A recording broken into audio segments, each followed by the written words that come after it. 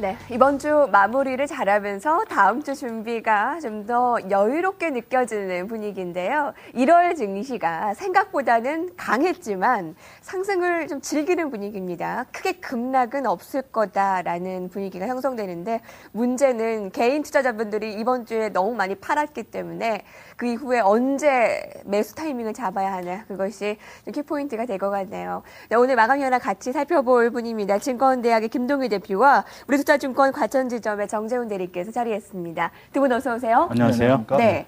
자, 설 연휴 전에 급등이 나타났던 코스피 지수가 연휴 이후에도 상승을 이어갑니다. 뭐 탄력이 아주 크진 않지만요.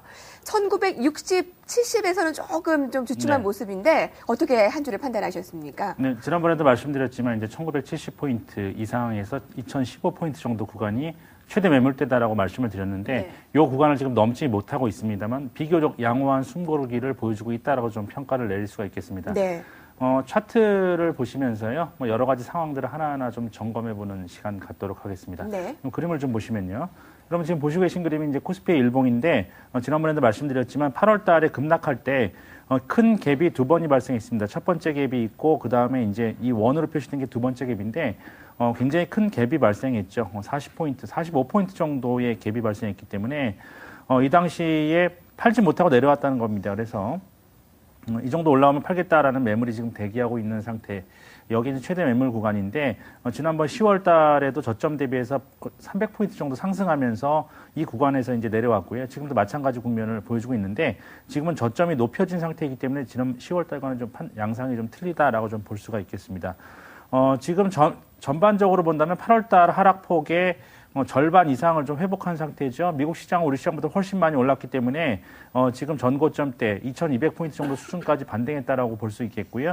우리 시장은 외국인들이 상당히 큰 폭으로 좀 사고 있지만 미국 시장 대비해서는 상승폭이 매우 좀 낮다라고 좀 볼 수가 있겠습니다. 지난 10월 달에 여러분 보실 때 이 300포인트의 반등이 일어났을 때 불과 외국인들이 1조 6천억 정도의 매수세가 좀 들어왔고요. 반면에 기관이 2조 원 정도를 사면서 300포인트 정도를 단숨에 좀 끌어올렸던 기억이 나는데 지금은 며칠 1월 달 들어서는 외국인들이 지금 6조 오늘까지 해서 6조 원이 넘는 금액을 매수했음에도 불구하고 저점 대비해서는 150포인트가 안 되는 즉 절반 10월 달에 절반이 안 되는 이러한 상승폭을 구가하고 있다는 것은 외국인들이 매수세가 크긴 하지만 그만큼 일정 정도는 좀 소극적인 매수세로 일관하고 있다라는 부분들도 우리는 염두에 둬야 될 것이다라고 좀 보여지고 있습니다. 업종별로 좀 움직임을 본다면요. 가장 중요한 것이 지금 시장에서의 어떤 주도주의 움직임인데 최근 들어서의 화두는 뭐니 해도 삼성전자입니다. 그래서 삼성전자의 위치를 좀 보시면요. 삼성전자는 지금 계속해서 차트를 좀 보시면요. 지금 신고가 국면을 지속하고 있는데 삼성전자는 종합주가지수보다도 훨씬 더 앞서 나가고 있는 그러한 상황입니다. 지난 8월 달에 폭락분을 이미 10월 달에 다 만회하고 계속적으로 상승하는 추세에 있기 때문에 삼성전자의 영향으로 인해서 전기전자 업종의 상승세가 상당히 좀 큰 편인데 다른 업종 대비해서 굉장히 우월한 그런 상황입니다. 전기전자 업종의 차트를 좀 보시면요. 지금 다른 업종들은 8월 달 폭락분의 종합주가지수보다도 못한 상황이죠. 즉 절반 이하의 상승세에 머물고 있는 이 정도 위치에 머물고 있는 반면에 전기전자 업종은 폭락분을 훨씬 더 만회하고 그리고 역사상 신고가인 약 9,300포인트대가 이 지점입니다. 지금 여기 육박하고 있는 이러한 상황이죠. 그래서 신고가를 눈앞에 두고 있는 그러한 상황입니다. 반면에 최근 들어서 반등했던 다른 업종들의 움직임을 보면요. 지금 금융업종 같은 경우가 보시면은 최근에 반등을 했습니다만 신고가에는 턱없이 부족한 그런 상황이고 8월 달에 폭락분의 거의 절반 3분의 1 정도밖에 지금 회복을 하지 못한 그런 상황입니다. 다음 업종을 보시면요. 화학업종 같은 경우도 최근에 많이 올랐지만 역시 마찬가지로 금융업종과 별반 좀 다를 게 없는 그러한 모양새를 좀 보여주고 있고요. 건설업종 같은 경우도 최근에 올라왔습니다만 역시 마찬가지로 8월 달 하락분의 절반에도 미치지 못하는 그러한 반등이 지금 나타나고 있는 상황입니다. 즉 시장에서 우리가 주도주의 위치를 구가할 수 있는 종목이라면 주도주라는 것은 시세를 리드하는 종목입니다. 즉 이 시장을 견인하는 업종이 바로 주도주가 되는 것이기 때문에 종합주가지수보다도 초과 수익률을 안겨주면서 종합주가지수보다 우월한 위치에 있는 업종에서 주도주가 탄생하는 거기 때문에 종합주가지수 대비해서 처지는 업종들이라면 주도주가 될 수 없는 거죠. 그래서 지금 유일하게 종합주가지수보다 우월한 위치에서 기술적인 우월한 위치에서 신고가를 눈앞에 두고 있는 업종은 IT가 포함된 전기전자 업종이다라고 우리가 볼 수 있는 겁니다. 그래서 추가적 상승의 핵심은 IT 업종이 지금 쥐고 있는 것이고 만약에 IT 업종이 역사적 신고가를 돌파하게 된다면 우리가 시장에서 많은 투자자들이 이제는 본격적으로 IT가 시장에서 주도주의 자리를 확고하게 하게 되는구나라고 이렇게 인식을 하게 될 때 시장에서 매수세가 더욱더 쏠릴 것입니다. 이런 것을 봤을 때는 우리가 지금 IT 업종의 위치가 지금 상당히 중요한 구간이다라고 좀 볼 수가 있겠고요. 역시 IT 업종 내에서 본다면 삼성전자가 또한 절대적인 그런 비중을 차지하고 있기 때문에 이러한 방향성은 삼성전자가 지속적으로 신고가를 경신한 국면에서 지속적으로 상승세를 이어나가는지 여부가 시장의 바로미터다라고 볼 수가 있겠습니다. 좀 좁혀서 본다면 바로 삼성전자가 시장의 바로미터인 그러한 상황이고요. 삼성전자가 추가적 상승세를 구가하느냐. 그렇지 않으면 전일 나왔던 모양새처럼 일부 외국인들의 차익 실현 매물이 다음 주에도 나올 수가 있는지 여부가 상당히 좀 중요한 구간으로 지금 접어들었습니다. 그래서 시장이 추가적 상승을 할 건지 아니면은 조정을 보일 건지 그 폭과 수위는 바로 삼성전자에 의해서 결정될 것이다라고 말씀드리도록 하겠습니다. IT가 굉장히 중요한 구간이다라는 판단인데 잠시 후에 IT를 좀 종목별로 좀 더 살펴볼 거고요. 금융과학, 건설, 차트로 보니까 아직까지는 좀 힘을 더 내야 할 것 같은 분위기고 IT가 지금까지는 거의 주도 업종의 역할을 했는데 이제 확고히 그 자리를 할 수 있을까? 그것이 지금 증시의 키포인트로 좀 잡아주신 것 같습니다.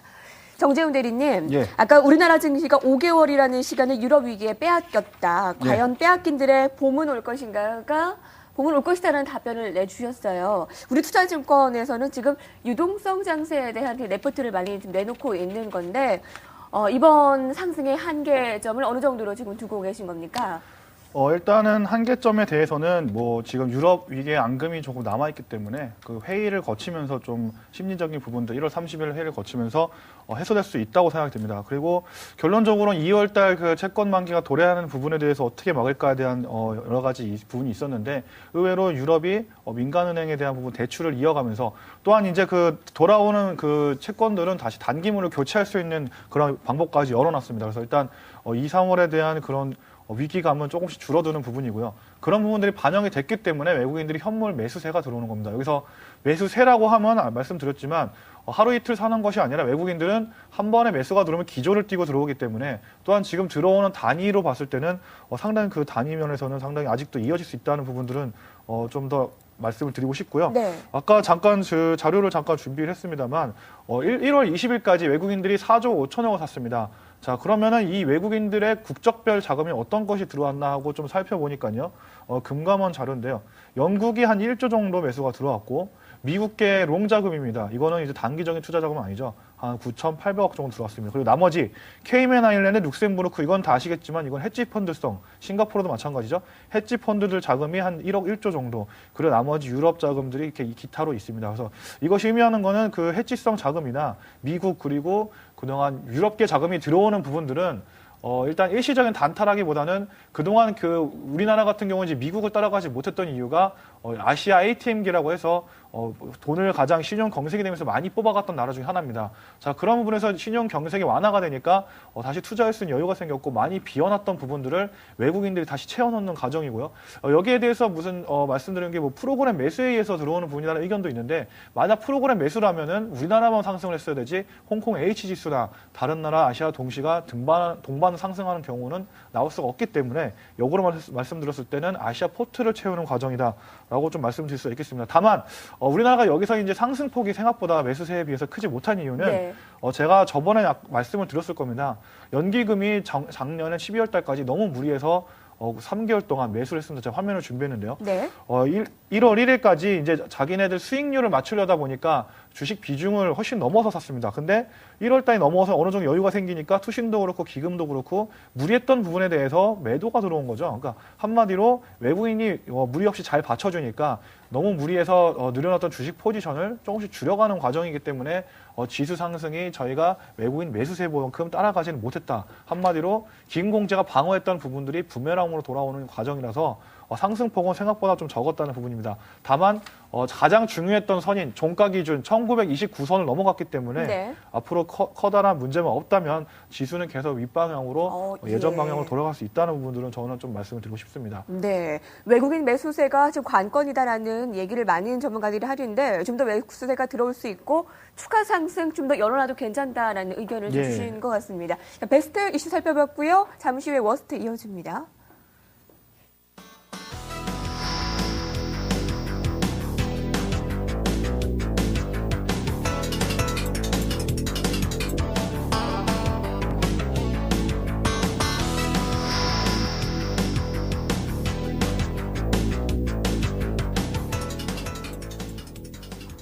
네, 오늘의 워스트 이슈입니다. 먼저 업종별의 흐름을 우리가 좀 자세히 볼까 하는데요.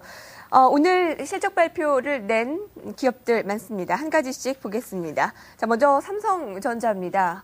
작년에 매출액이 165조 원, 영업이익 16조 2,500억 원을 기록해서 매출은 역대 가장 큰 규모였고 영업이익은 2010년에 이어 두 번째로 많았습니다. 삼성전자가 이 스마트폰 갤럭시를 앞세워 지금 매출이 사상 최대를 나타낸 것으로 보이는데 핵심 산업인 반도체 산업은 부진했지만 이 통신 부분에서 성장을 보여서 이를 좀 상쇄시킨 것으로 보입니다. 다음 보겠습니다. 네, LG 디스플레이는 4분기 실적 매출액은 전년 동기에서 2% 소폭 증가를 했습니다만 영업 손실은 역시 적자였습니다. 적자는 감소를 나타냈습니다만 5분기 연속 좀 적자를 보인 것으로 나타납니다.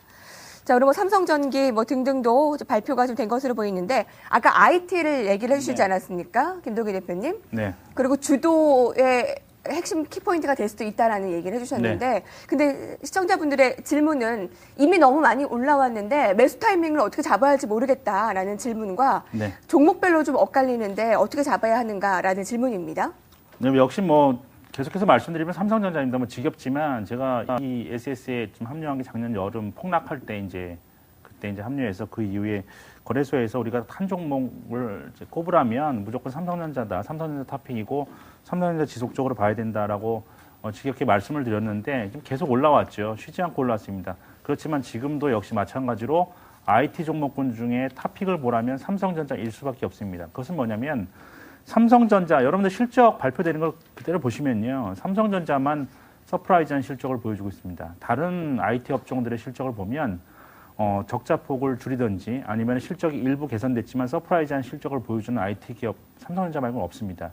그건 뭐냐면 다른 종목군들은 삼성전자가 올라감으로 인해서 어떤 기대감으로 인해서 상승했다는 것이죠. 그러니까 즉 기대감 이외에 정확하게 주가가 올라갈 만한 그러한 근거가 대단히 미흡합니다. 아직까지는. 그러니까 이러한 부분들이 향후에 경기가 호전되면서 2분기 이후에 지금 1분기까지는 적자 턴어라운드를 하지 못한 기업들이 많죠. 2분기에 만약에 정말로 그런 것을 턴어라운드 되는 것을 보여주지 못한다면 LG 디스플레이도 마찬가지 관점입니다.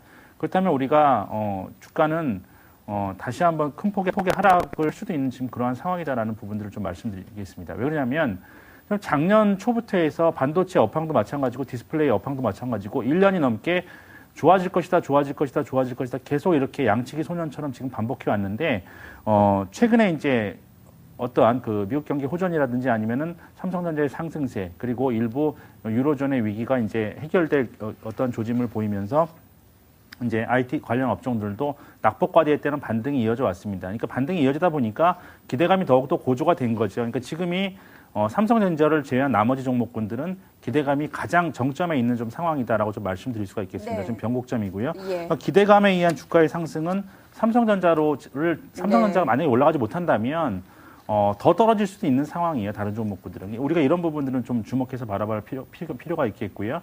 그리고 최근 들어서 나타났던 주요한 흐름을 하나 꼭 짚어서 말씀드리고 싶은데 미국의 코닝이라는 회사가 있습니다. 코닝 여러분들께 잘 아시는 유리 만드는 회사인데요.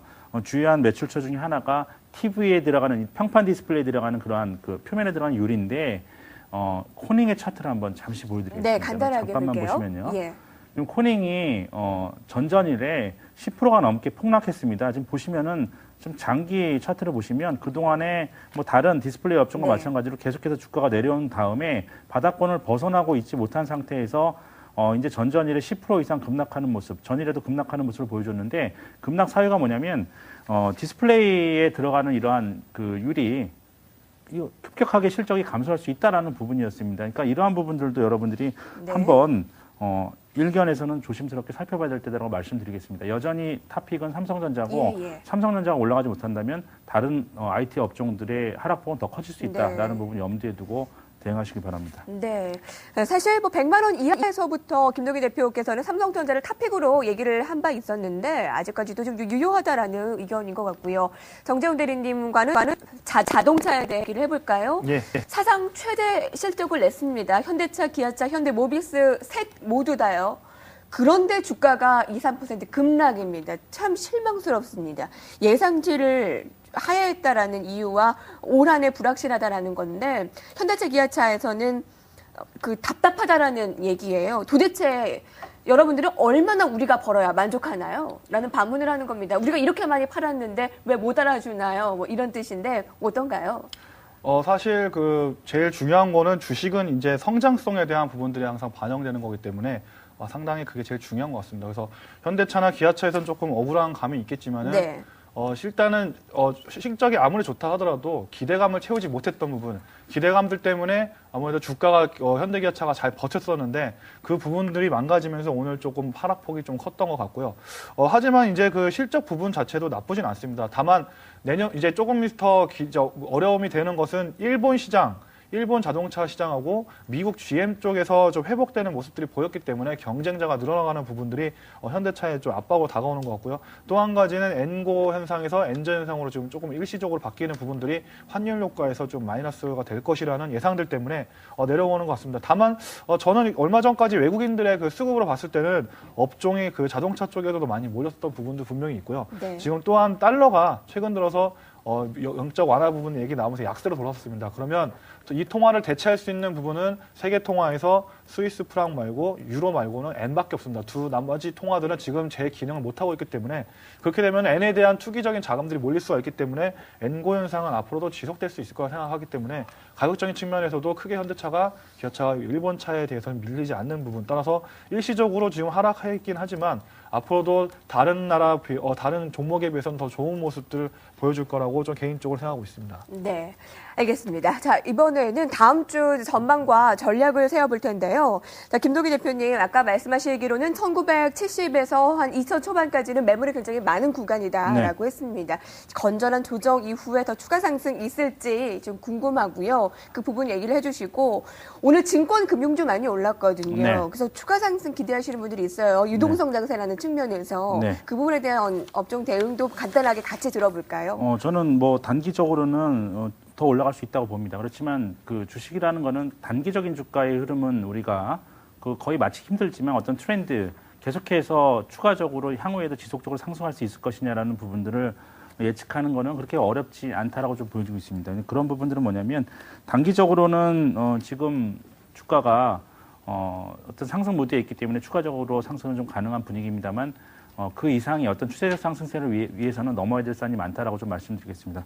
일시적으로 턴어라운드가 좀 가능할 수는 있겠지만 증권주 같은 경우에는 지속적으로 실적이 좋아질 수 있는 좀 모멘텀이 좀 부족하다. 즉 지금은 다른 업종 대비해서 가격이 많이 쌌기 때문에 상대적인 우위에 있는 것이지 어떤 절대적인 가치의 측면에서 봤을 때는 결코 좀 싸다고 얘기할 수는 없다. 왜 그러냐면 지속적으로 실적이 개선될 수 있어야만 주가가 추세적 상승을 하는 건데 그럴 수 있는 모멘텀이 증권 업종에는 좀 부재한 상태입니다. 이 부분들은 좀 염두에 두시고요. 알겠습니다. 그리고 뭐 이제 시황 부분으로 다음 주 전망 부분으로 좀 넘어간다면 지금 저항대를 맞이하고 있는 구간에서 외국인들이 연일 수천억 원을 삼에도 불구하고 지수가 못 올라가는 가장 큰 원인은 내국인 그 안에서도 특히 지금 투신권의 매수세가 출회가 된 다음부터 지금 약화가 되고 있는 그러한 상황입니다. 그래서 투신권의 매도세가 좀 어느 정도 멈춰줘야지, 즉 쌍끌이 매수가 다시 나타나줘야지 좀 탄력적인 상승을 좀 할 수 있다라고 좀 보여주고 있습니다. 그 예를 제가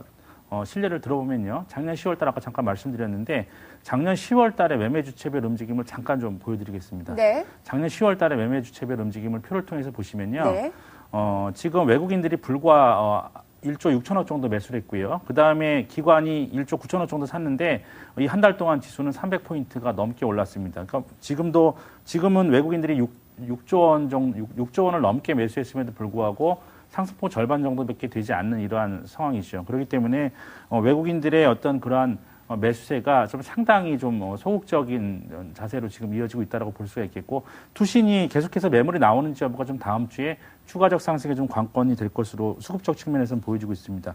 그리고 종목의 측면에서는 아까도 말씀드렸지만 지금 절대적으로 중요한 바로미터는 IT 업종이고, IT 업종이 시장에서 그동안 부재했던 주도주의 역할을 해나가느냐의 문제이고, 그것을 위해서는 신고가를 돌파해준다면 시장에서는 그 지위가 확고해질 겁니다. 그 안에서의 핵심적인 역할은 역시 절대적인 비중을 차지하고 있는 삼성전자가 탑픽이다라고 좀 말씀드릴 수가 있겠습니다. 네, 알겠습니다. 정재훈 대리님.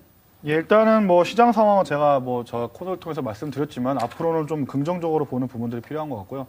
최근 들어서 중국 위안화 관련 종목들이 움직이고 있습니다. 뭐 모두 투어나 여행주 같은 경우, 그리고 또한 파라다이스 GK 같은 그런 이제 사행성 도박 관련주들이 움직이고 있고, 저는 개인적으로 일단 말씀드리고 싶은 거는 금융주 내에서는 증권주는 우리투자증권이나 대우증권 기준으로 14,000원을 당분간은 넘지 못할 것이라고 생각이 들어서 따라가는 부분은 안 좋게 생각하고 있고요. 우리금융이나 은행주 같은 부분은 지금 유동성 장세 측면에서 봤을 때 11,000원대 밑에서는 매수하는 관점에서 하시는 것이 좋을 것 같습니다. 그리고 마지막으로 좀 종목을 말씀드리면 대림산업 같은 경우는 아주 플랜트 유가가 상승하면서 플랜트 업종에 대한 관심은 계속해서 관심을 줄 거기 때문에 11만 원 정도 밑에서 접근하시면 될 것 같고요. 예. NC소프트는 2월 10일 날 그 실적 발표가 있습니다. 근데 이미 실적이 안 좋은 것으로 다 주가에 반영이 되어 있기 때문에 6월 달에 신규로 출시되는 게임들에 대한 신규 제품을 생각을 해보면 지금부터는 매수 시작으로 접근하셔도 10에서 20% 정도 수익률 올릴 수 있는 좋은 종목이 아닌가 이렇게 보고 있습니다. 네, 알겠습니다. 관심 종목까지 들어봤나요? 지금까지 증권대학의 김동희 대표와 우리투자증권 과천지점의 정재훈 대리와 함께했습니다. 두 분 감사합니다. 네, 감사합니다. 감사합니다.